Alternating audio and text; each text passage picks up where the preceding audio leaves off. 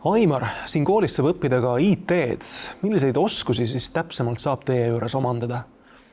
Meie juures saab omandada kõike alates siis kasutajatoe tehniku oskustest kuni ka kõrgema taseme spetsialisti oskusteni välja. Et meie õpilased tegelevad siis nii riistvaraga, arvutivõrkudega, serveritega, erinevate võrguteenuste, rakendusserveritega ja nii edasi. Nüüd me õpetame ka IT Akadeemia õppekaval, kus on siis ka laiendatud, milliseid mooduleid me õpilastele õpetame.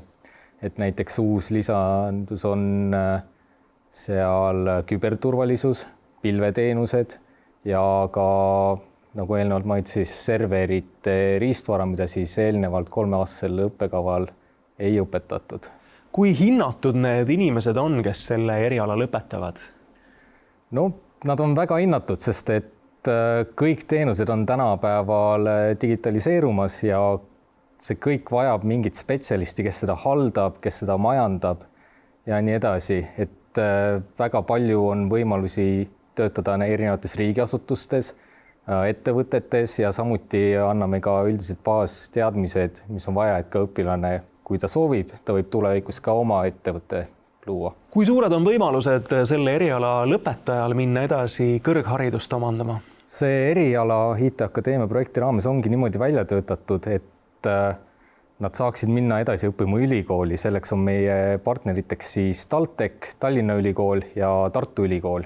Ja selle projekti eesmärk ongi siis see, et kasvatada ülikooli sisseastujate numbrit ja vähendada ka nende väljalangevust.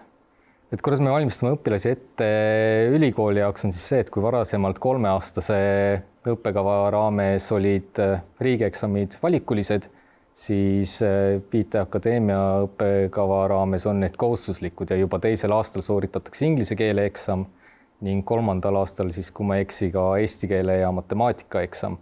Ja suur rõhk üldainetele on juba 1. õppeaastal, kus IT osa pealt on rohkem sellised sissejuhatavad ained.